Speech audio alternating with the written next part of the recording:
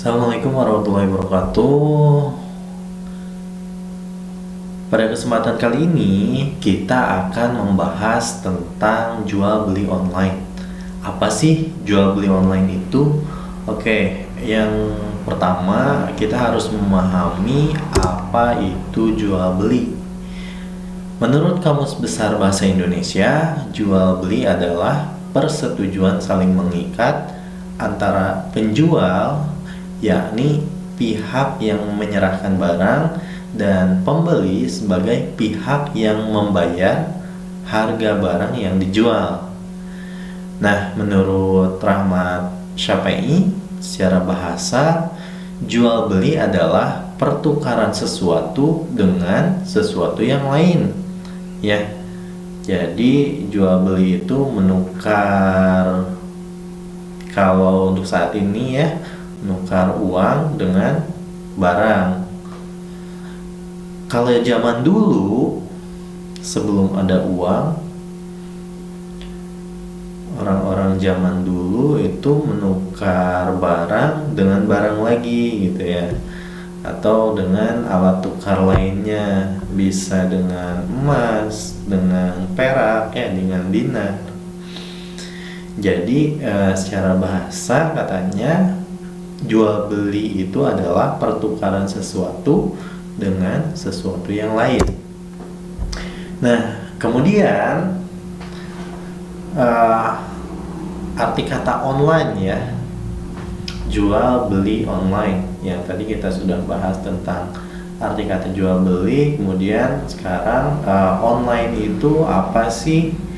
Nah, kata online itu terdiri dari dua kata, yaitu on dalam bahasa Inggris ya, yang berarti hidup atau di dalam. On kan biasa tuh ada on off ya. Kalau on berarti hidup, kalau off mati gitu ya. Nah, kemudian kata yang kedua itu line ya. Dalam bahasa Inggris itu yang artinya garis, lintasan, saluran atau jaringan. Secara bahasa, online bisa diartikan di dalam jaringan atau dalam koneksi. Online adalah keadaan terkoneksi dengan jaringan internet. Nah, kemudian online juga bisa diartikan sebagai keadaan di mana sedang menggunakan jaringan satu perangkat dengan perangkat lainnya yang saling terhubung sehingga dapat saling berkomunikasi. Nah, sekarang kita bahas tentang pengertian jual beli online. Jual beli online adalah persetujuan saling mengikat melalui internet antara penjual sebagai pihak yang menjual barang dan pembeli sebagai pihak yang membayar harga barang yang dijual. Jual beli secara online menerapkan sistem jual beli di internet. Tidak ada kontak secara langsung antara penjual dan pembeli. Jual beli dilakukan melalui suatu jaringan yang terkoneksi dengan menggunakan handphone, komputer, tablet, atau alat komunikasi lainnya.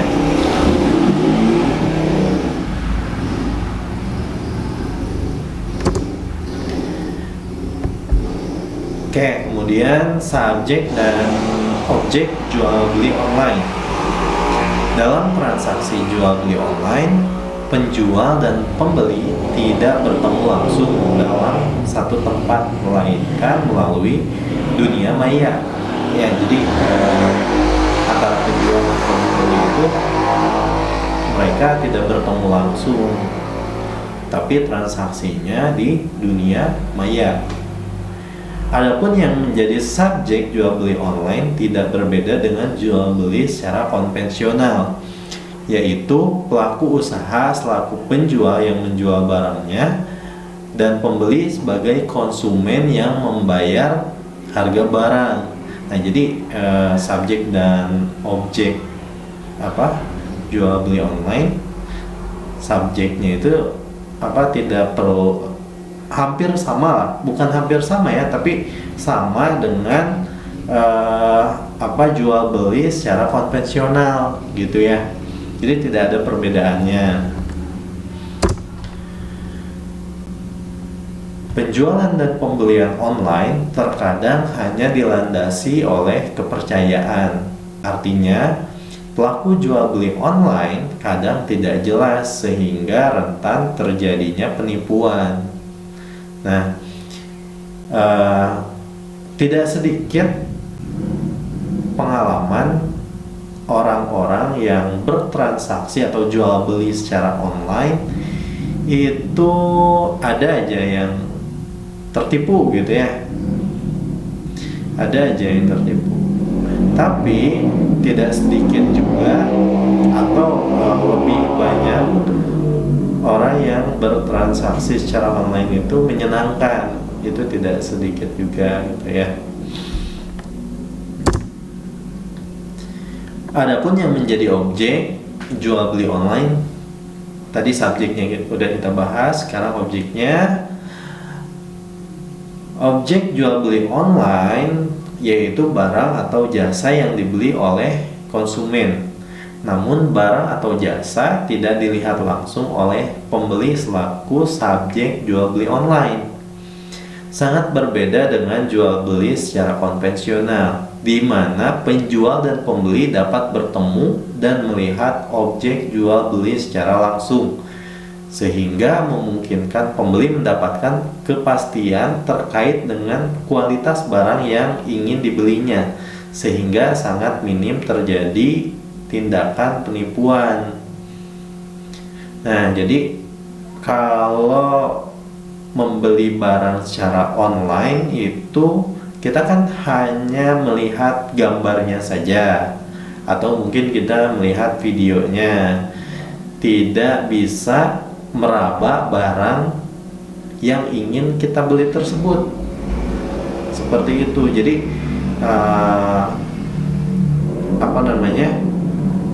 resiko penipuannya masih ada gitu ya. Tapi di era sekarang sepertinya sudah jarang sekali penipuan secara online. Tapi masih ada gitu, masih ada orang-orang yang tidak bertanggung jawab yang melakukan tindakan penipuan seperti itu.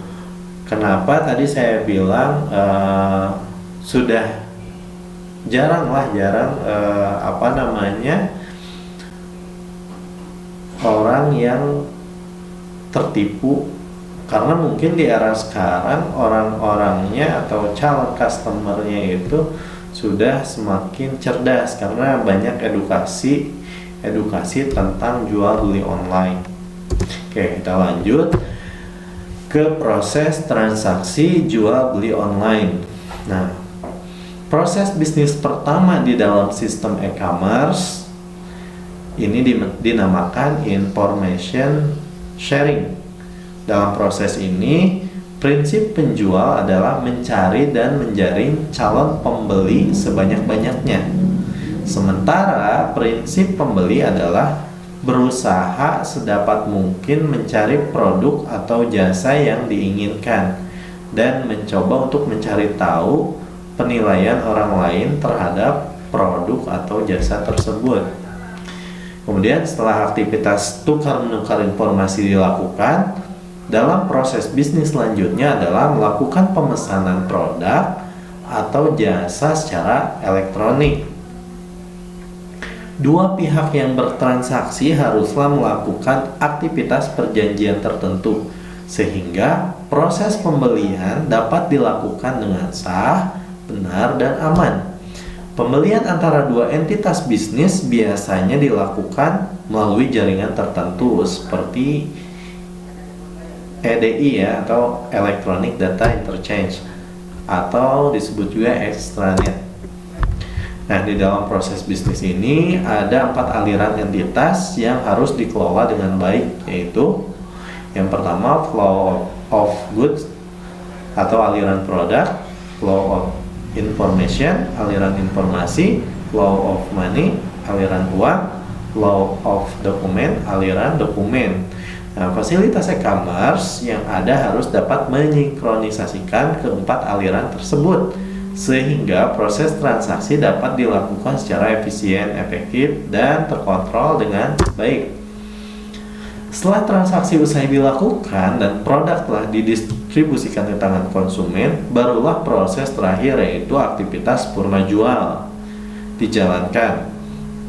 Pada tahapan ini, penjual dan pembeli melakukan berbagai aktivitas atau komunikasi seperti yang pertama, keluhan terhadap kualitas produk, pertanyaan atau permintaan informasi mengenai produk-produk lain, pemberitahuan akan produk-produk baru yang ditawarkan, diskusi mengenai cara menggunakan produk dengan baik, dan sebagainya. Target dan interaksi ini adalah agar di kemudian hari terjadi kembali transaksi bisnis antara kedua pihak yang didasari pada kepuasan pelanggan.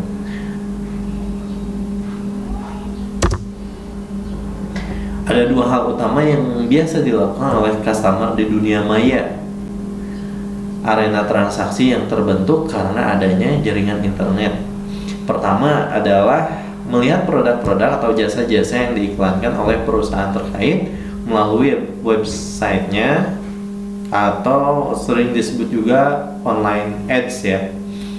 Kedua adalah mencari data atau informasi tertentu yang dibutuhkan sehubungan dengan proses transaksi jual beli yang akan dilakukan. Jika tertarik dengan produk atau jasa yang ditawarkan, konsumen dapat melakukan transaksi perdagangan dengan cara melakukan pemesanan secara elektronik atau online order, yaitu dengan menggunakan perangkat komputer dan jaringan internet. Nah, berdasarkan pesanan tersebut, merchant akan mendistribusikan barangnya kepada customer melalui dua jalur. Bagi perusahaan yang melibatkan barang secara fisik, perusahaan akan mengirimkannya melalui kurir ke tempat pemesan berbeda. Jalur kedua adalah jalur yang menarik karena disediakan bagi produk atau jasa yang dapat didigitalisasi, diubah menjadi sinyal digital ya, digitalisasi itu. Produk-produk yang semacam teks, gambar, video, dan audio secara fisik tidak perlu lagi dikirimkan, namun dapat disampaikan melalui jalur internet. Contohnya electronic newspaper, digital library, virtual school, dan sebagainya. Nah, sedikit saya jelaskan. Barang itu ada yang fisik, ada juga yang digital. Kalau jual beli barang fisik itu contohnya kita mau membeli baju misalnya di suatu web tertentu. Ketika kita order online, kemudian pihak sebagai pihak pembeli itu harus melakukan transaksi dulu, transfer uang dulu ke rekening yang disediakan oleh si penyedia atau si penjual barang tersebut. Kemudian setelah kita melakukan transfer dan si penjual produk tersebut menerima bukti transfer dari kita, si penjual akan meneruskan produknya atau mengirimkan produknya ke jasa ekspedisi atau ke kurir ya. Kurir itu contohnya ada JNE, JNT, Si Cepat, Lion, ID Express, dan lainnya. Nah, kemudian ada barang yang digitalisasi ya, atau produk digital. Itu contohnya kita membeli satu video atau template video untuk membuat konten, atau kita membeli satu karya berupa gambar. Nah, ketika kita membeli misalnya foto, gambar, atau video, atau software, itu kan fisiknya nggak ada ya, itu semua produk digital.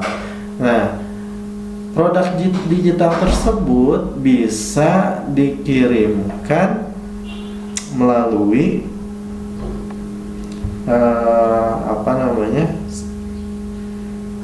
melalui jalur internet ya, melalui jalur internet, bisa dikirimkan melalui email gitu kan, atau link download, dan banyak yang lainnya. Oke. Kemudian melalui internet dapat pula melakukan aktivitas pasca pembelian, yaitu pelayanan purna jual atau yang tadi ya, elektronik customer support. Proses ini dapat dilakukan melalui jalur konvensional seperti telepon ataupun jalur internet seperti email, telekonferensi, chatting, dan lain-lain. Dari interaksi tersebut diharapkan customer dapat datang kembali dan melakukan pembelian produk atau jasa di kemudian hari, atau sering disebut juga istilahnya follow-on sales ya. Nah, jadi contohnya yang tadi ya, jual produk digital, produk misalnya produk editing foto untuk keperluan sosmed atau Instagram gitu kan. Nah, kemudian si pembelinya itu kan awam, misalnya awam, belum pernah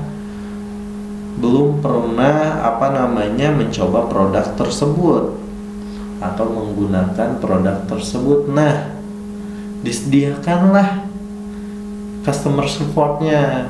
Kita bisa bertanya kepada si pihak penjualnya, ini cara pakainya gimana, cara editingnya gimana, harus menggunakan software apa gitu.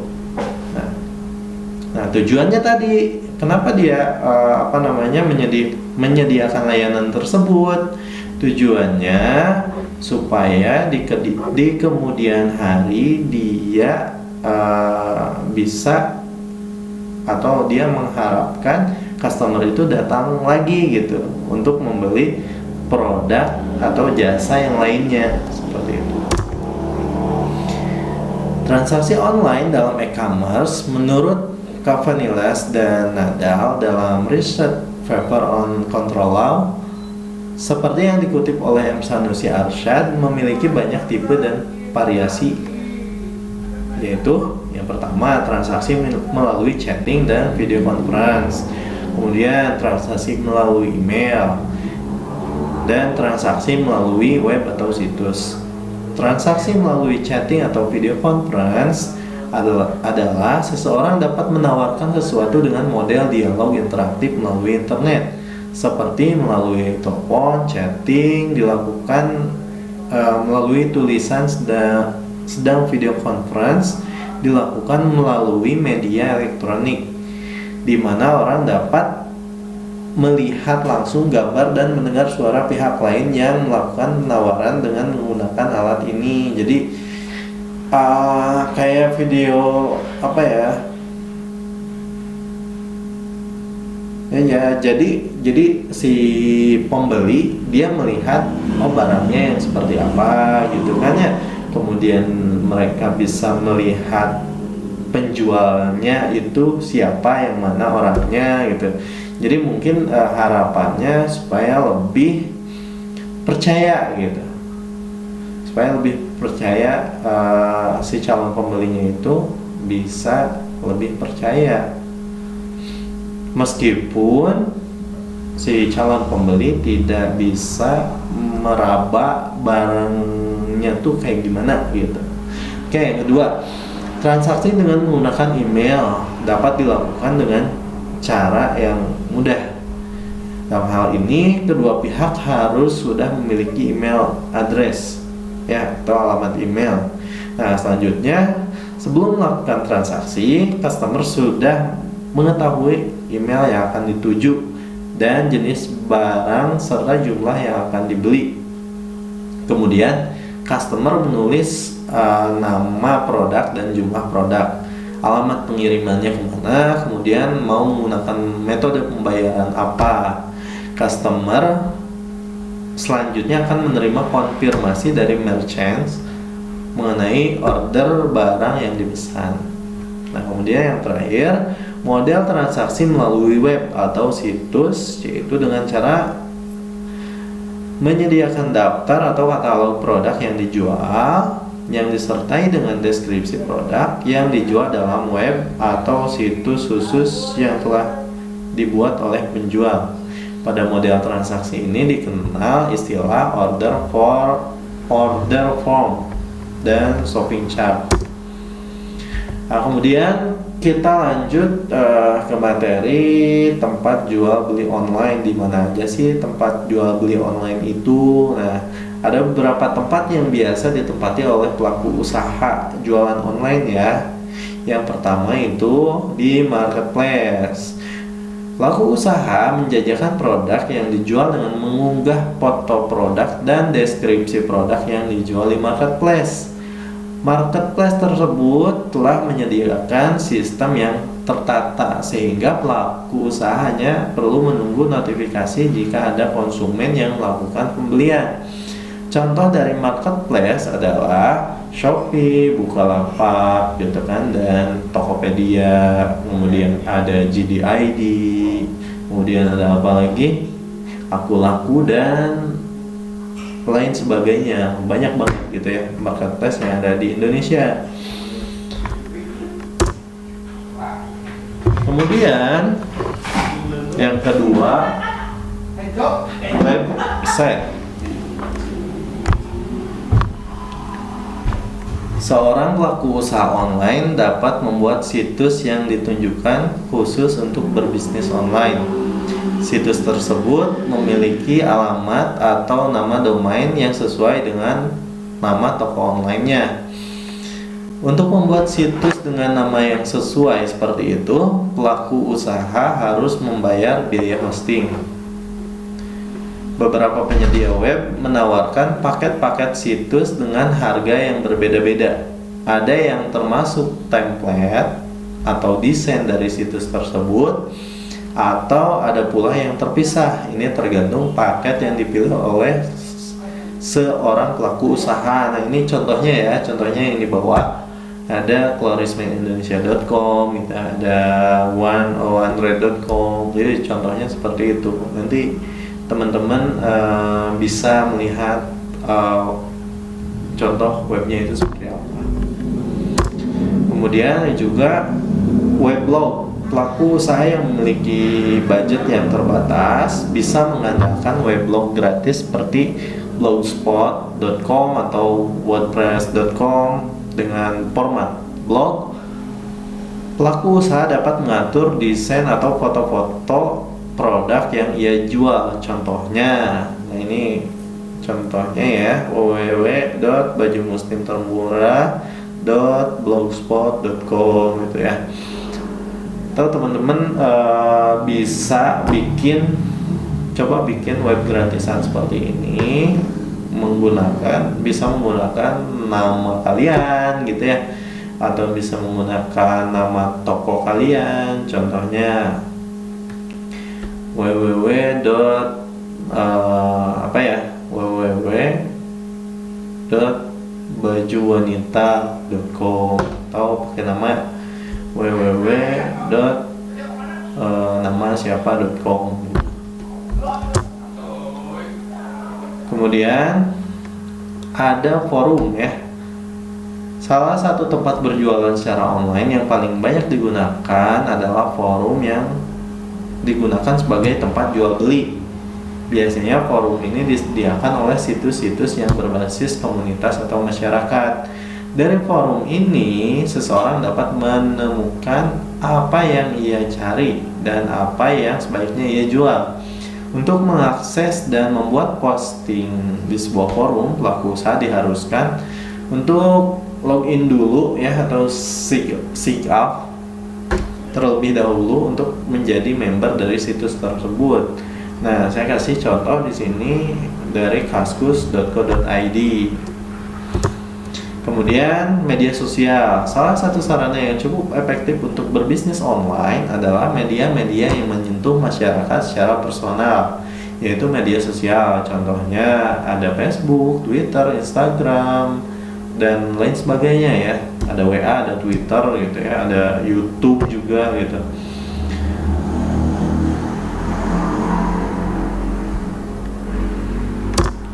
Oke. Nah, sekarang kita masuk ke materi jenis transaksi jual beli online. Konsumen jual beli online semakin dituntut untuk mengetahui lebih dalam mengenai proses, resiko serta keamanan dari sebuah transaksi online. Saat ini jenis transaksi online juga semakin beragam.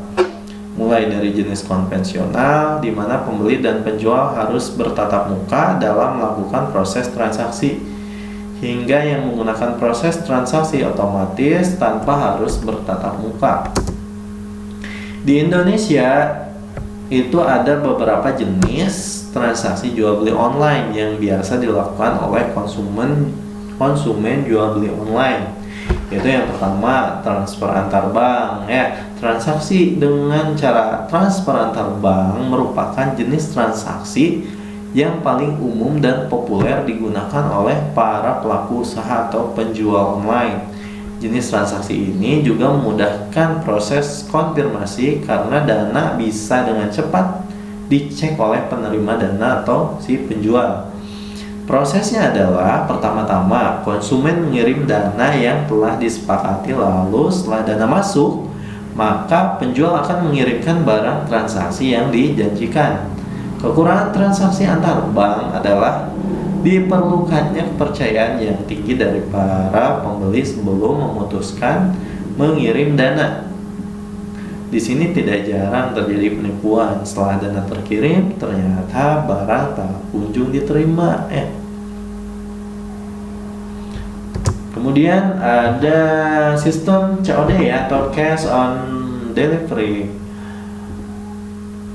Pada sistem COD sebenarnya hampir dapat dikatakan bukan sebagai proses jual beli secara online, karena si penjual dan si pembeli terlibat secara langsung, bertemu tawar-menawar dan memeriksa kondisi barang baru, kemudian membayar harga barang. Keuntungan dari sistem ini adalah antara pelaku usaha dan konsumen lebih bisa leluasa dalam proses transaksi. Konsumen bisa melihat dengan detail barang yang akan dibeli. Jenis transaksi ini dipopulerkan oleh website jual beli seperti Toko Bagus, Berniaga.com, dan yang lainnya.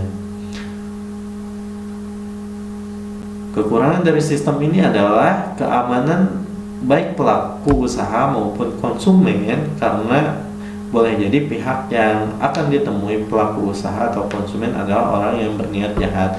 Nah, jadi sebelum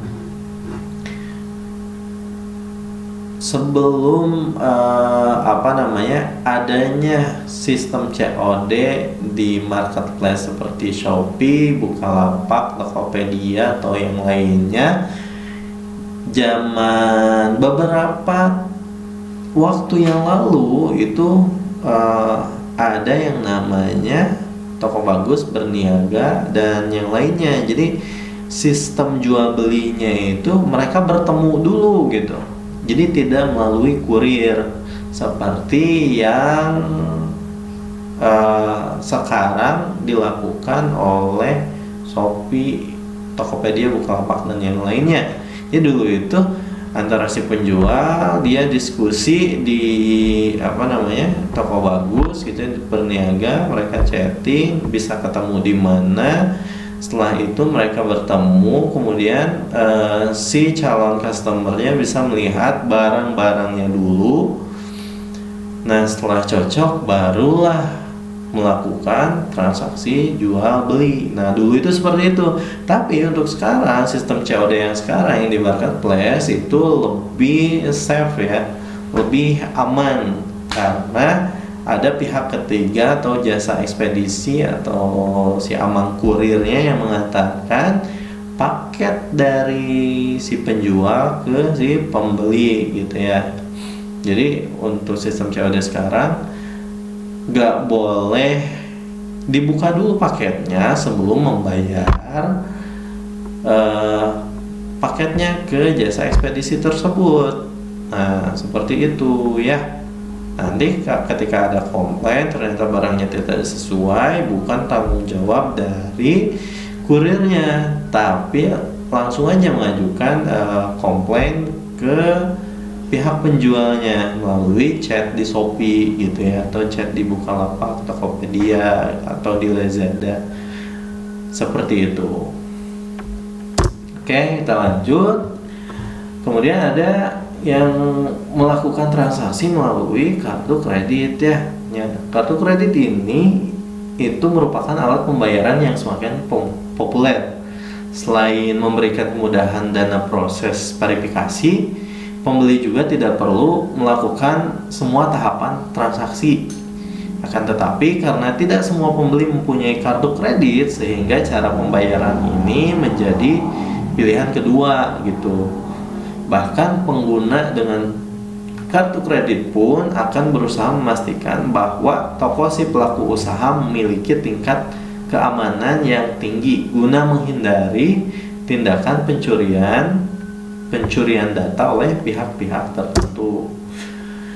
Nah, kemudian ada rekening bersama. Jenis transaksi ini disebut juga dengan istilah escrow. Cara pembayaran ini mempunyai perbedaan dengan proses pembayaran melalui transfer bank. Jika dalam transfer bank pihak ketiganya adalah bank, sedangkan dengan sistem rekening bersama yang menjadi pihak ketiga adalah lembaga pembayaran yang telah dipercaya baik oleh pihak pelaku usaha maupun konsumen.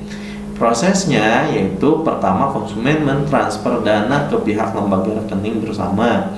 Setelah dana terkonfirmasi masuk, lalu pihak rekening bersama meminta pelaku usaha mengirim barang yang sudah disepakati. Jika barang sudah sampai, baru dana tersebut diberikan pada si pelaku usaha. Dengan sistem ini, dana yang diberikan oleh pembeli bisa lebih terjamin keamanannya, karena dananya hanya akan dilepas jika barang benar-benar sudah sampai di tangan konsumen. Jika terjadi masalah pun, dana bisa ditarik oleh sang konsumen. Sistem ini banyak digunakan pada proses jual beli antar member forum Kaskus ya, kalau beberapa waktu yang lalu. Tapi kalau sekarang sistem ini bisa kita lihat di marketplace yang ada di Indonesia, contohnya Shopee, Bukalapak, Tokopedia gitu ya. Jadi kan proses transaksi jual beli di Shopee itu kita contohnya kita memposisikan sebagai konsumen, kita memilih barang misalnya baju, kita pilih, kemudian kita transfer, kita transfernya itu sesuai kode unik di Shopee kan. Nah kemudian kita transfer lah menggunakan kode unik itu. Nah sebelum barangnya kemudian kita lanjut, setelah kita transfer otomatis si pihak penjual itu mengirimkan barangnya ke alamat kita sebagai pembeli. Nah sebelum barangnya sampai ke si alamat pembeli dan si pembelinya konfirmasi, si uang yang kita transfer tadi itu dia masih ada di pihak ketiga, yaitu di Shopee-nya. Sebelum kita konfirmasi barangnya, otomatis si uangnya belum diteruskan ke pihak ketiga. Tapi setelah kita konfirmasi barangnya sudah sampai, barulah si pihak ketiga tadi, yaitu Shopee, akan meneruskan uang yang kita bayarkan ke si penjual, seperti itu. Oke, kemudian ada juga yang proses transaksinya itu dengan potongan pulsa ya. Metode pemotongan pulsa biasanya diterapkan oleh toko online yang menjual produk-produk digital seperti aplikasi, musik, ringtone, dan permainan. Transaksi ini masih didominasi oleh transaksi menggunakan perangkat seluler atau smartphone. Ya, jadi ada juga yang melakukan transaksi melalui potongan pulsa. Biasanya sih kalau zaman dulu itu kalau kita mau beli game ya bayarnya pakai pulsa gitu,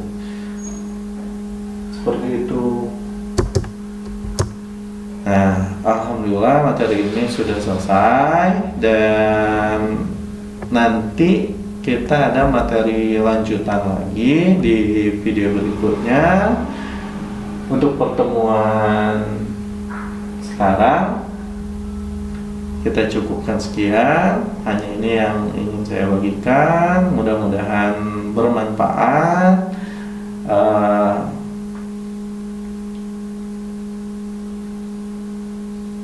Sampai jumpa di pertemuan selanjutnya. Assalamualaikum warahmatullahi wabarakatuh.